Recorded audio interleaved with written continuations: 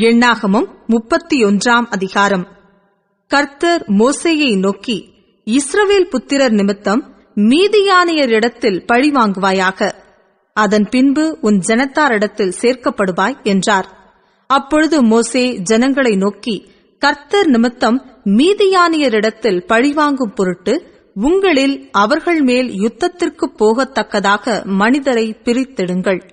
இஸ்ரவேலுடைய எல்லா கோத்திரங்களிலும் ஒவ்வொரு கோத்திரத்தில் 1000 பேரை யுத்தத்திற்கு அனுப்ப வேண்டும் என்றான். அப்படியே இஸ்ரவேலராகிய அநேகம் ஆயிரங்களில் ஒவ்வொரு கோத்திரத்தில் 1000 பேராக 12000 பேர் யுத்த சன்னத்தராய் நிறுத்தப்பட்டார்கள். மோசே அவர்களையும் ஆசாரியனாகிய எலெயாசாரின் குமாரன் பினகாசையும் யுத்தத்திற்கு அனுப்புகையில், அவன் கையிலே பரிசுத்த தட்டுமுட்டுகளையும் தொனிக்கும் பூரிகைகளையும் கொடுத்து அனுப்பினான். கர்த்தர் மோசேக்கு கட்டளையிட்டபடியே அவர்கள் மீதியானியருடன் யுத்தம் பண்ணி புருஷர்கள் யாவரையும் கொன்று போட்டார்கள். அவர்களை கொன்று போட்டதும் அன்றி மீதியானியரின் 5 ராஜாக்களாகிய ஏவி, ரேக்கேம், சூர், ஊர், ரேபா என்பவர்களையும் கொன்று போட்டார்கள். பேயோரின் குமாரனாகிய பிலேயாமையும் பட்டயத்தினாலே கொன்று போட்டார்கள். அன்றியும் இஸ்ரவேல் புத்திரர் மீதியானியரின் ஸ்திரீகளையும் குழந்தைகளையும் சிறைப்பிடித்து அவர்களுடைய மிருக ஜீவன்களாகிய ஆடு மாடுகள் யாவையும் மற்ற ஆஸ்திகள் யாவையும் கொள்ளையிட்டு அவர்கள் குடியிருந்த ஊர்கள் கோட்டைகள் யாவையும் அக்கினியால் சுட்டெரித்து தாங்கள் கொள்ளையிட்ட பொருளையும் தாங்கள் பிடித்த நரஜீவன் மிருக ஜீவன் அனைத்தையும் சேர்த்து சிறைப்பிடிக்கப்பட்ட மனிதரையும் மிருகங்களையும் கொள்ளையிட்ட பொருள்களையும் எரிகோவின் அருகேயுள்ள யோர்தானுக்கு இக்கரையில் மோவாபின் சமனான வெளிகளிலுள்ள பாளையத்திலிருந்த மோசேயினிடத்துக்கும் ஆசாரியனாகிய எலெயாசாரினிடத்துக்கும் இஸ்ரவேல் புத்திரராகிய சபையாரிடத்துக்கும் கொண்டு வந்தார்கள். மோசேயும் ஆசாரியனாகிய எலெயாசாரும் சபையின் பிரபுக்கள் எல்லாரும் அவர்களை சந்திக்க பாளையத்திற்கு வெளியே புறப்பட்டு போனார்கள். அப்பொழுது மோசே யுத்தத்திலிருந்து வந்த 1000 பேருக்கு தலைவரும் 100 பேருக்கு தலைவருமாகிய சேனாபதிகள் மேல் கோபம் கொண்டு அவர்களை நோக்கி, ஸ்திரீகள் எல்லாரையும் உயிரோடே விட்டுவிட்டீர்களா? பேயோரின் சங்கதியிலே பிலேயாமின் ஆலோசனையினால் இஸ்ரவேல் புத்திரர் கர்த்தருக்கு விரோதமாய் துரோகம் பண்ண காரணமாயிருந்தவர்கள் இவர்கள்தானே. அதனால் கர்த்தரின் சபையிலே வாதையும் நேரிட்டதே. ஆகையால் குழந்தைகளில் எல்லா ஆண் பிள்ளைகளையும் புருஷ சம்யோகத்தை அறிந்த எல்லா ஸ்திரீகளையும் கொன்று போடுங்கள். ஸ்திரீகளில் புருஷ சம்யோகத்தை அறியாத எல்லா பெண் பிள்ளைகளையும் உங்களுக்காக உயிரோடே வையுங்கள். பின்பு நீங்கள் 7 நாள் பாளையத்திற்கு புறம்பே தங்குங்கள். நர ஜீவனை கொன்றவர்களும் வெட்டுண்டவர்களை தொட்டவர்களுமாகிய நீங்கள் யாவரும் 3ஆம் நாளிலும் 7ஆம் நாளிலும் உங்களையும் உங்களால் சிறைப்பிடிக்கப்பட்டவர்களையும் சுத்திகரித்து அந்தபடியே எல்லா வஸ்திரத்தையும் தோலால் செய்த கருவிகளையும் வெள்ளாட்டு மயிரினால் நெய்தவைகளையும் மர சாமான்களையும் சுத்திகரிக்க கடவீர்கள் என்றான். ஆசாரியனாகிய எலெயாசாரும் யுத்தத்திற்கு போய் வந்த படை வீரரை நோக்கி, கர்த்தர் மோசேக்கு கட்டளையிட்ட விதி பிரமாணம் என்னவென்றால், அக்கினிக்கு நிற்கத்தக்கவைகளாகிய பொன், வெள்ளி, வெண்கலம், இரும்பு, தகரம், ஈயம் ஆகிய இவைகளெல்லாம் சுத்தமாகும்படிக்கு அவைகளை அக்கினியிலே போட்டெடுக்க கடவீர்கள். தீட்டுக்கழிக்கும் தண்ணீராலும் அவைகள் சுத்திகரிக்கப்பட வேண்டும். அக்கினிக்கு நிற்கத்தகாதவைகளையெல்லாம் தண்ணீரினால் சுத்தம் பண்ண கடவீர்கள். 7ஆம் நாளில் உங்கள் வஸ்திரங்களை தோய்க்க வேண்டும். அப்பொழுது சுத்தமாயிருப்பீர்கள். பின்பு நீங்கள் பாளையத்திற்குள் வரலாம் என்றான்.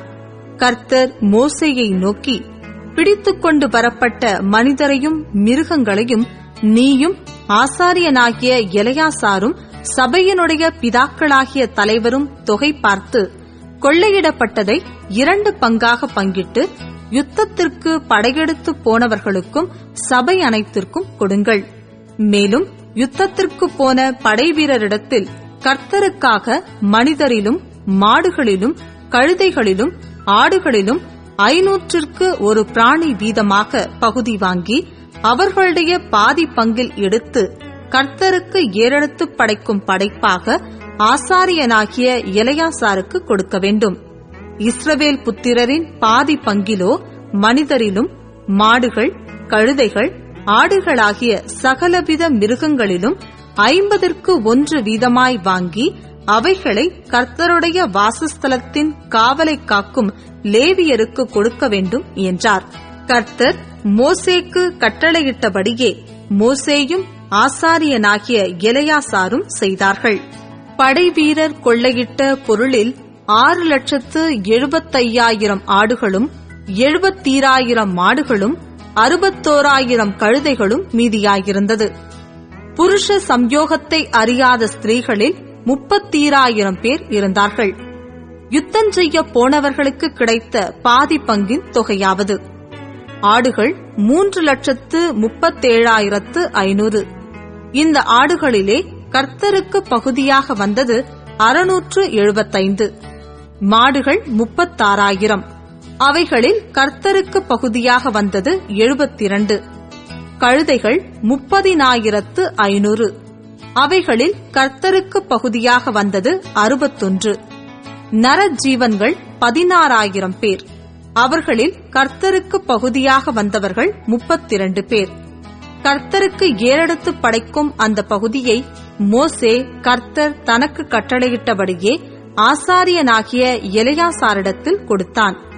யுத்தம் பண்ணின பேர்களுக்கும் இஸ்ரவேல் புத்திரருக்கும் மோசே பாதி பாதியாக பங்கிட்டதின்படியே சபையாருக்கு வந்த பாதி பங்காவது: ஆடுகளில் 3,37,500, மாடுகளில் 36,000, கழுதைகளில் 30,500, நரஜீவன்களில் 10,000 பேருமே. இஸ்ரவேல் புத்திரரின் பாதி பங்குக்கு வந்த இந்த நரஜீவன்களிலும் மிருகங்களிலும் மோசே 50% வீதமாக எடுத்து அவைகளை கர்த்தர் தனக்கு கட்டளையிட்டபடியே கர்த்தருடைய வாசஸ்தலத்தின் காவலை காக்கிற லேவியருக்கு கொடுத்தான்.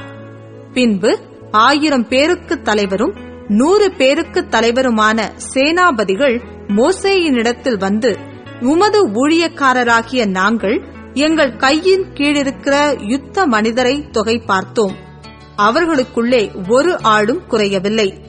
ஆகையால் கர்த்தருடைய சன்னதியில் எங்கள் ஆத்துமாக்களுக்காக பாவ நிவர்த்தி செய்யும் பொருட்டு எங்களுக்கு கிடைத்த பொற்பணிகளாகிய பாதசரங்களையும் அஸ்த கடகங்களையும் மோதிரங்களையும் காதணிகளையும் காப்புகளையும் கர்த்தருக்கு காணிக்கையாக கொண்டு வந்தோம் என்றார்கள்.